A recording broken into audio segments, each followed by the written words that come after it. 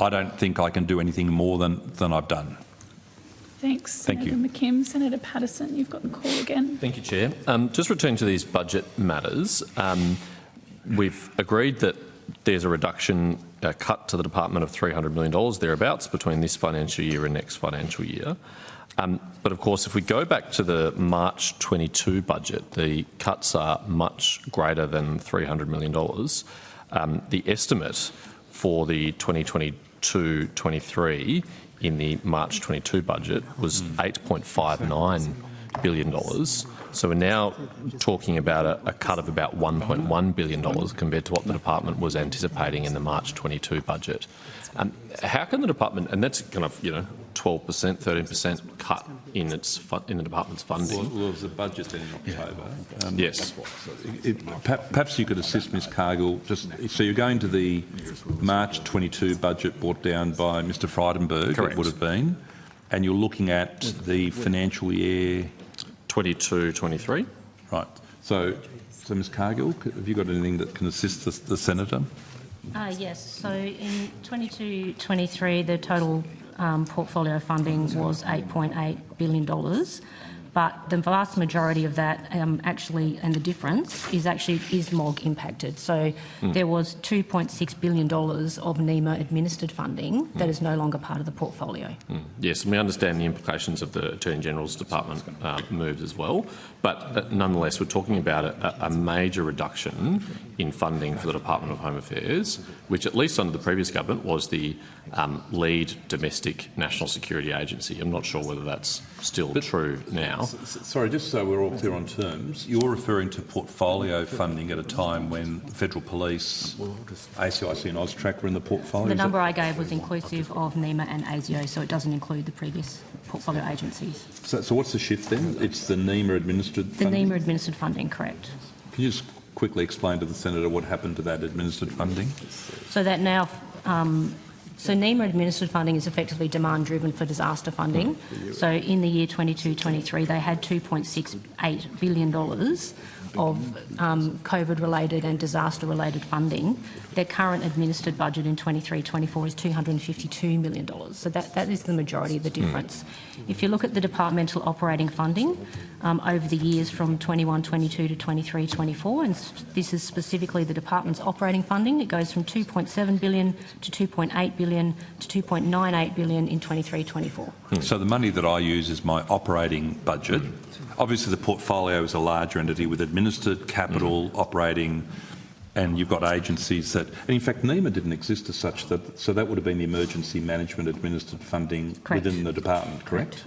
Because NEMA was a creation of the Labor government subsequently, wasn't it? Yes. So when you refer to NEMA, you're actually referring to the emergency management function. Correct. National, yeah, that's right. Yep. So administered money is what it is. You get administered money. You can't move that around for other purposes, as you know, Senator.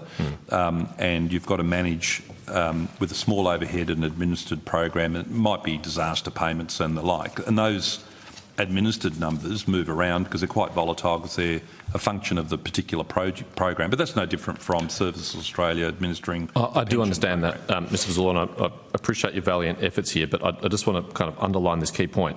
In March 22, you were told by the then government that in the 22-23 financial year, you would have about $8.6 billion at your disposal on the national security challenges our country faces and the broad remit of the Department of Home Affairs. In fact, by this new government, you're only given $7.48 billion, a cut of about $1.1 billion.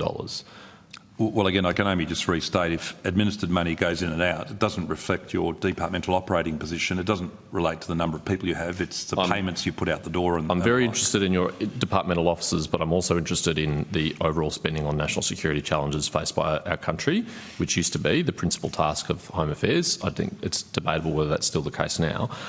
Nonetheless, we're talking about a $1.1 billion cut to what Home Affairs had at its disposal or was told it would have at its disposal not much more than a year ago. Well, I can only repeat, when you say money at my disposal, I can't move around administered funds. I get administered funds, and if I put payments out the door, or now Mr Moon as the head of NEMA puts payment out the doors to do disaster recovery, That's not a function of your departmental funding profile. That's a function of the money the government gives you to administer a program, which is no different from a pension program or disaster relief or child support programs.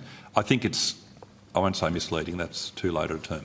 It can be potentially deceptive if administered money is thought to be a function of or the resources that a secretary has at their disposal to run their department. Sure, but as we've discussed in the previous section, your departmental resourcing is dropping as well. And that's a separate question. And yes, well, I think they're linked actually.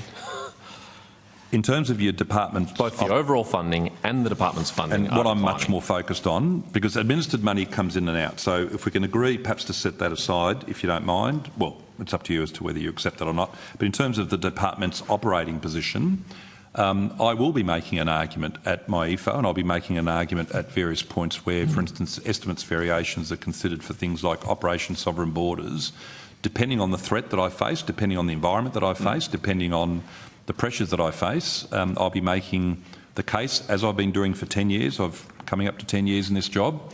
And as I said to you earlier, I'm feeling no more or less confident. In fact, I'm pretty comfortable with where I am, having done this dance for 9 years, including under the previous government. I'm pleased to hear your confidence, but it doesn't matter which way we cut this. On the numbers, the only numbers we have available, not your theoretical future numbers and your future success at ERC, which we wish you well for, the department is facing a cut, and it's either a $300 million cut thereabouts based on this government's numbers, or a $1.1 billion cut compared to where we were in the previous government. I mean, it seems to me in the uncertain strategic environment which we face, which you have discussed yourself, it seems perverse to be cutting the department's funding. But anyway, let's